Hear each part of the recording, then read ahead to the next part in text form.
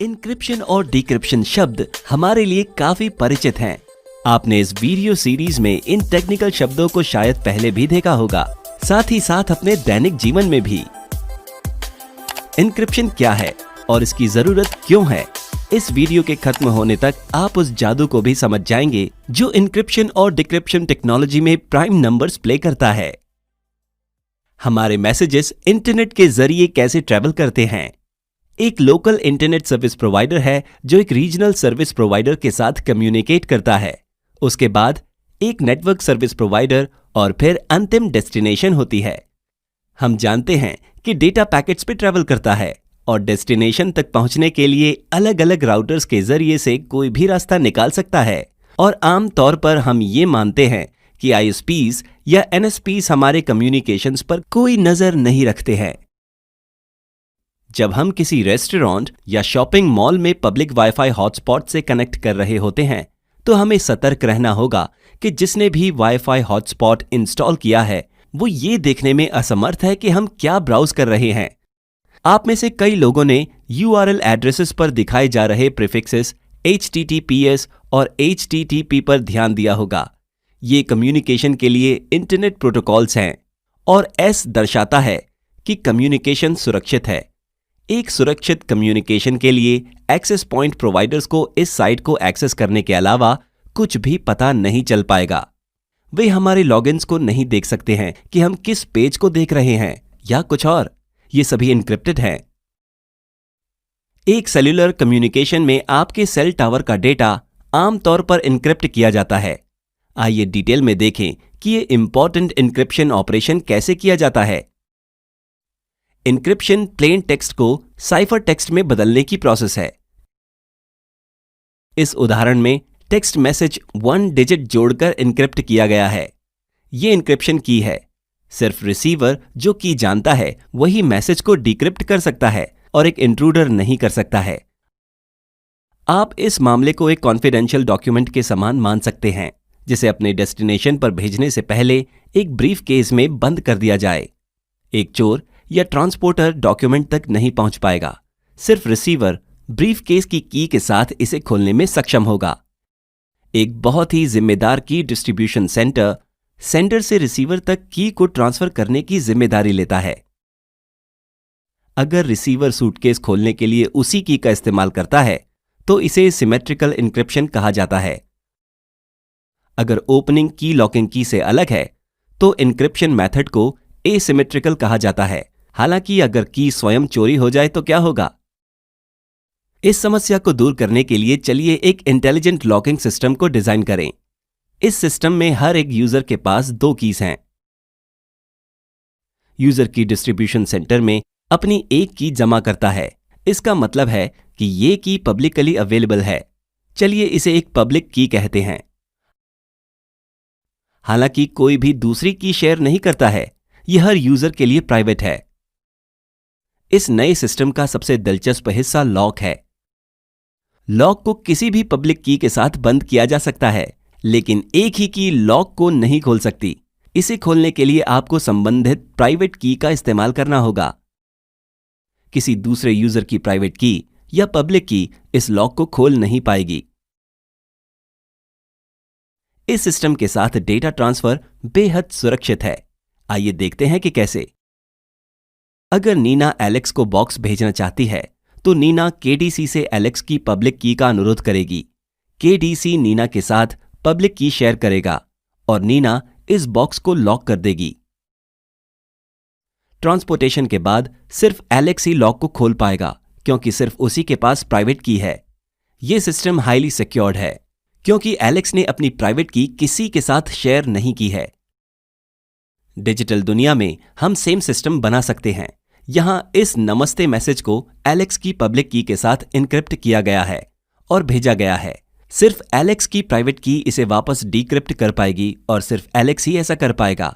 अब चलिए नए लॉक की एक पेक्यूलर प्रॉपर्टी की जांच करें।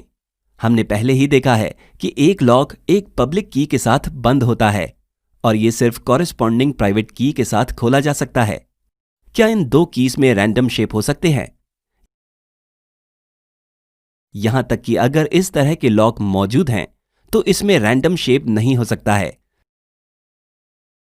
चाबियों का आकार किसी न किसी में जुड़ा होना चाहिए। इस तरह के कनेक्शन का एक उदाहरण यहां दिखाया गया है। इसी तरह डिजिटल दुनिया में हमें पहले देखी गई कीज को जोड़ना चाहिए, नहीं तो एल्गोरिथम काम नहीं करेगा। इन कीज के बीच एक कुशल कनेक्शन यह है कि वे दो प्राइम नंबर्स के प्रोडक्ट से प्राप्त होते हैं।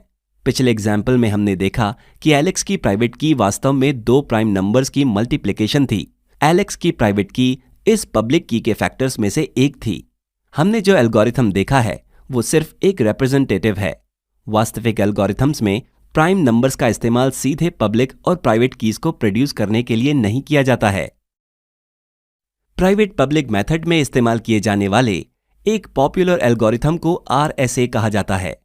आइए देखें कि एक एनिमेशन का इस्तेमाल करके प्राइवेट और पब्लिक कीज बनाने के लिए RSA दो प्राइम नंबर्स का इस्तेमाल कैसे करता है। इन कीज का इस्तेमाल करते हुए अक्षर H का इंक्रिप्शन और डिक्रिप्शन भी यहां एनिमेटेड है। कृपया ध्यान दें कि इस एल्गोरिथम की डिटेल्ड एक्सप्लेनेशन इस वीडियो के दायरे से बाहर है। अब आपके मन में एक सवाल हो सकता है, हम सिर्फ प्राइम नंबर्स का ही इस्तेमाल क्यों कर रहे हैं और किसी अन्य नंबर्स का क्यों नहीं? किसी नंबर के फैक्टर्स का पता लगाने की प्रोसेस को फैक्टराइजेशन कहा जाता है। एक हैकर हमेशा शामिल नंबर्स को फैक्टराइज करने के लिए कुछ ब्रूट फोर्स मेथड का इस्तेमाल करता है। इस प्रकार वो प्राइवेट की का पता लगा सकता है। जब फैक्टर्स प्राइम नंबर्स नहीं होती हैं तो फैक्टराइजेशन एल्गोरिथम काफी तेज काम करता है। हालांकि अगर फैक्टर्स प्राइम नंबर्स हैं तो एल्गोरिथम काफी धीमा है, विशेषकर जब प्राइम नंबर्स बड़े हों। इस तरह हैकर आपके प्राइवेट की को पाने के लिए स्ट्रगल करेगा RSA एल्गोरिथम से ब्रूट फोर्स का इस्तेमाल करके। आपको यह आभास नहीं होना चाहिए कि एसिमेट्रिक एन्क्रिप्शन मेथड जैसे कि पब्लिक और प्राइवेट की क्रिप्टोग्राफी ने सिमेट्रिक एन्क्रिप्शन मेथड का स्थान ले लिया है। एसिमेट्रिक एन्क्रिप्शन मेथड के साथ एक बड़ी प्रॉब्लम यह है कि यह बहुत कंप्यूटेशनली इंटेंसिव है। हम RSA में पहले ही देख चुके हैं कि एल्गोरिथम एक ब्रूट फोर्स हमले को तभी रोक पाएगा जब प्राइम नंबर्स बहुत बड़े हों। इसका मतलब है कि अगर हम सीधे RSA का इस्तेमाल करते हैं तो ये डेटा के एक्सचेंज में एक महत्वपूर्ण समय देरी का कारण होगा। इस समस्या के लिए एक चतुर उपाय एडवांस्ड 00 एन्क्रिप्शन स्टैंडर्ड AES जैसे सिमेट्रिक एन्क्रिप्शन सिस्टम हैं, जो आज व्यापक रूप से इस्तेमाल किए जाते हैं। ऐसे सिस्टम्स में पब्लिक और प्राइवेट की क्रिप्टोग्राफी का इस्तेमाल करते हुए एक की को पहले मैसेज के रूप में एक्सचेंज किया जाता है। इस की को सेशन की के रूप में जाना जाता है और ये एक सिमेट्रिक की है। इस सिमेट्रिक की का इस्तेमाल करते हुए दोनों पार्टीज आगे के की ट्रांसफर्स के बिना अपने शेष डेटा एक्सचेंज को जारी रख सकते हैं।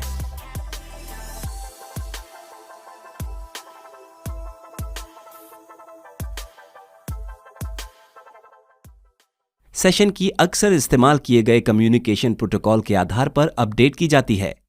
उदाहरण के लिए व्हाट्सएप में हर एक मैसेज के लिए एक नया सेशन की है।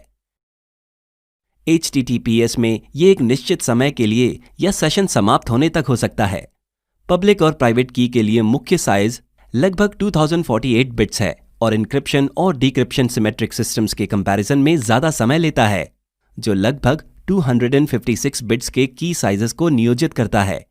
256 बिट सिमेट्रिक की द्वारा इंक्रिप्ट किए गए मैसेजेस 2048 बिट एसिमेट्रिक की सिस्टम से कम सुरक्षित नहीं हैं और कम कंप्यूटेशनली इंटेंसिव हैं। पब्लिक प्राइवेट की अप्रोच एक मैसेज को ऑथेंटिकेट करने का एक तरीका भी बनाता है। ऑथेंटिकेशन का मतलब है कि एलेक्स को यह सुनिश्चित करना होगा कि यह मैसेज नीना का ही है। इसके लिए नीना मैसेज को अपने प्राइवेट की के साथ इनक्रिप्ट करती है। अब एलेक्स नीना की पब्लिक की के साथ इस मैसेज को डिक्रिप्ट कर सकता है और यह सुनिश्चित कर सकता है कि मैसेज उसकी ओर से है, क्योंकि सिर्फ नीना के पास ही उसकी प्राइवेट की है। यहां कहा जाता है कि नीना ने मैसेज साइन किया है और इसे इनक्रिप्ट नहीं किया है, क्योंकि कोई भी मैसेज को डिक्रिप्ट कर सकता है। हमें उम्मीद है कि इस वीडियो ने आपको इनक्रिप्शन और डिक्रिप्शन में कुछ शानदार इंसाइट्स दी हैं। कृपया हेल्प बटन पर क्लिक करके हमारी एजुकेशनल सर्विसेज का समर्थन करें। धन्यवाद।